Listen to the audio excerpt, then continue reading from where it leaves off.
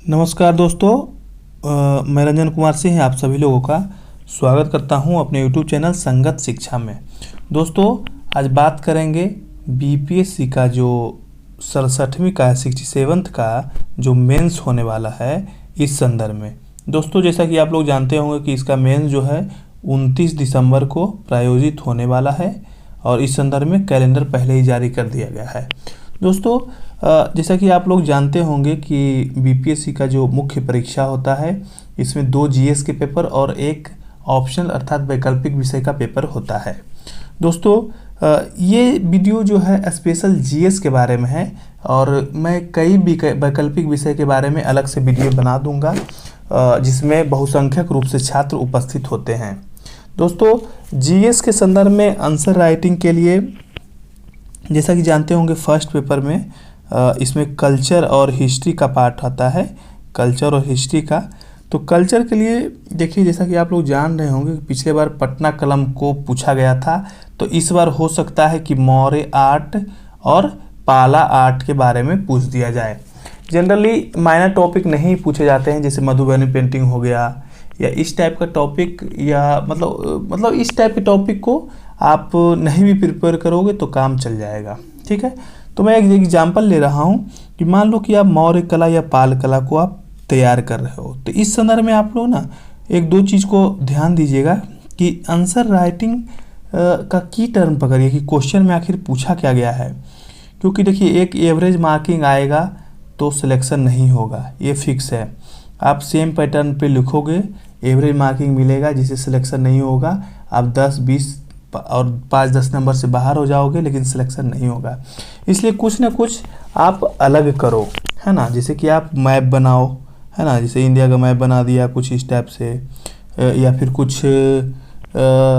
कुछ ऐसा आपको लगे कि इस सेंटर को डिनोट करना चाहिए। जैसे पाटलिपुत्र में मौर्य कला है तो पाटलिपुत्र को दिखाइए, है ना। मौर्य का जितना भी स्ट्रक्चर है वो दिखाइए, है ना।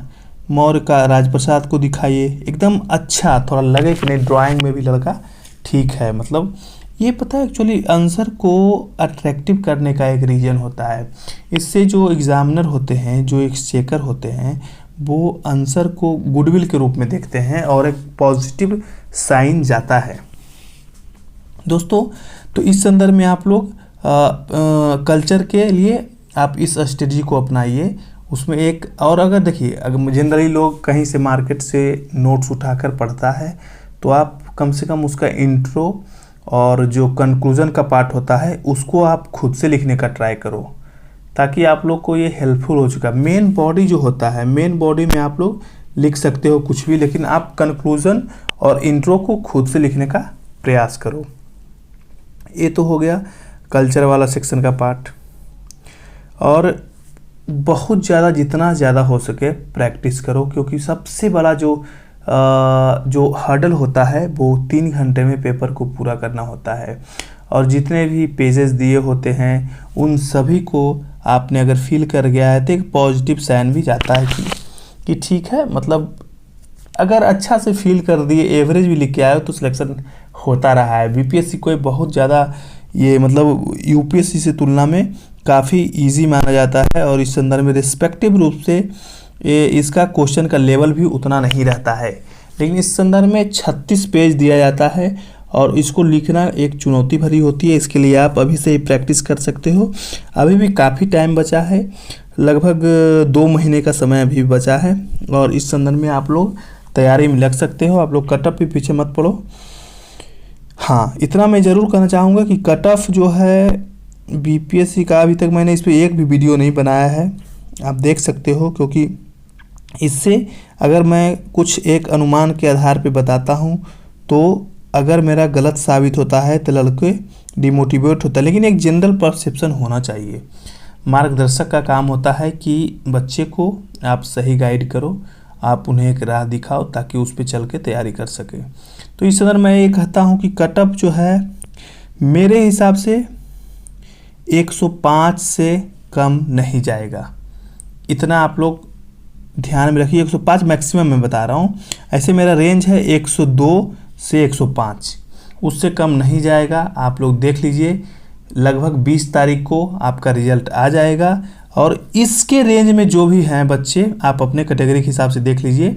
मतलब जनरल कैटेगरी में है 102 जिनका है, 103 जिनका है, 104 जिनका है, 105 जिनका है, ये बाउंड्री वाले लोग हैं और इनको ज़रूर तैयारी करनी चाहिए। और इससे कम वाले जितने भी कैटेगरी वाले हैं वो अपने हिसाब से डिफाइन कर लीजिए, 4 नंबर 5 नंबर जो भी डिफरेंस रहा है वही रहेगा। और मैं जनरल कैटेगरी का बात कर रहा हूँ। और महिलाओं का आप इससे 10 नंबर कम कर लो, तो यही है कि यही सेंस में जाता रहा है। मतलब जिस कैटेगरी से आप आते हैं उसके हिसाब से देख लो, है ना। तो कट ऑफ वही 102, 3, 4 एक अनुमान है, मैं एग्जैक्ट कैसे बता सकता हूँ, ये सिर्फ एक अनुमान है। अगर कोई आपसे एग्जैक्ट बता रहा है तो आपसे वो कपट कर रहा है, आपसे वो छल कर रहा है, क्योंकि उसे भी नहीं पता।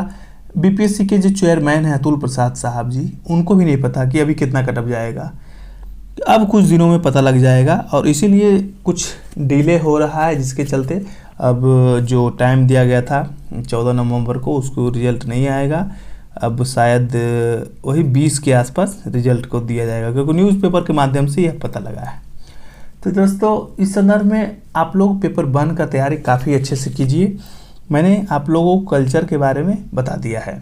दूसरा जो पार्ट है करेंट अफेयर्स। दोस्तों आप पिछले 1 साल का करेंट अफेयर्स को ध्यान में रखें। इस संदर्भ में जो जो भी मेन इशू है आप सिर्फ उसको पढ़ें, क्योंकि ओवरऑल करंट अफेयर पढ़ोगे, माइनर इशू ज़्यादा पढ़ोगे तो उससे क्वेश्चन भी नहीं आएगा और बेकार में आप पे एक बर्डन होगा, जिससे आप अपने जो मूल सब्जेक्ट है उससे बिखराव महसूस करके अपने तैयारी को गंभीर नहीं कर पाओगे। दोस्तों इस संदर्भ में जैसे पूरे 1 साल में जितने भी मेन टॉपिक हैं आप उस संदर्भ में उसको देख सकते हो कि पूरे वर्ष में क्या क्या मेन टॉपिक रहा है। दोस्तों आप इस संदर्भ में हमेशा इस पैटर्न को अपना सकते हैं कि दोस्तों आप इस पैटर्न को हमेशा आप अपना सकते हैं कि पेपर 1 को आप एक अवसर के रूप में माने, क्योंकि मतलब करंट अफेयर को एक अवसर के रूप में माने, क्योंकि बहुत कम मेहनत से आपको काफ़ी मार्क्स लाया जा सकता है।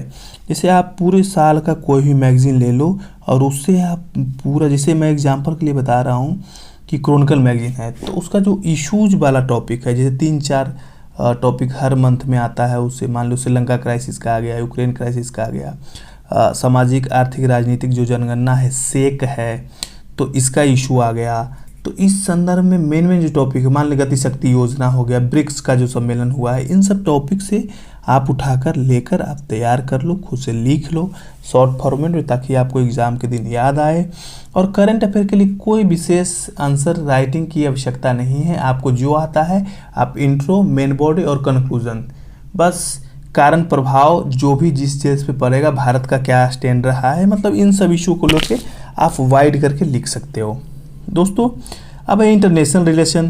तो इंटरनेशनल रिलेशन का एक मूल जो स्ट्रेटजी है, आप उसके संबंध में जो भी मतलब पॉजिटिव चीज़ है उसको आप लिखो और इन संदर्भ में क्या क्या चुनौतियां हैं वो बताओ और एक अच्छा निष्कर्ष लिख सकते हो। इंटरनेशनल रिलेशन में भी यही है और इंटरनेशनल रिलेशन का भी सोर्स यही रहेगा, जिसको मैंने बताता है कोई भी मैगजीन जैसे कि प्रतियोगिता दर्पण हो गया, क्रॉनिकल हो गया, विजन IAS हो गया, या फिर अन्य न्यूज़पेपर का जितना भी इशू है, आर्टिकल है, उसको जो कवर होता है पूरे साल का, उसको आप देख के आप तैयार कर लो। जनरली ऐसा हो जाए, जैसे कोरोना है तो पिछले बार कोरोना से क्वेश्चन आया क्योंकि पूरे वर्ष में सबसे बड़ा इशू रहा था। इस बार भी ऐसा ही है, श्रीलंका का क्राइसिस हो सकता है, यूक्रेन का संकट हो सकता है, सम्मेलन हो सकता है, मतलब इन सब मेजर टॉपिक से क्वेश्चन पूछे जाते रहे हैं। और इस संदर्भ में आप लोग इसको अपनाइए और प्रैक्टिस, हम तो कहेंगे कि जितना प्रैक्टिस कीजिएगा, practice makes a man perfect, जैसा आप लोग सुने भी होंगे। तो पता है इसमें आप जितना प्रैक्टिस करोगे, जितना लिखोगे, आप उतना ही बेहतर होते जाओगे और आपके मार्क्स उतने ही बढ़ जाएंगे। दोस्तों इस संदर्भ में ये पेपर 1 का स्ट्रेटजी हुआ और आप इसको अच्छे से कीजिए। मैं तो यही कहूँगा कि अभी 2 महीना है, आप लोग अच्छे से तैयारी कीजिए। बस आज के लिए इतना ही। जो भी समस्याएं हैं, प्रॉब्लम्स हैं, आप कमेंट सेक्शन या कहीं भी बता सकते हो, जिससे आपको हम फिर से कुछ बता सकें। धन्यवाद।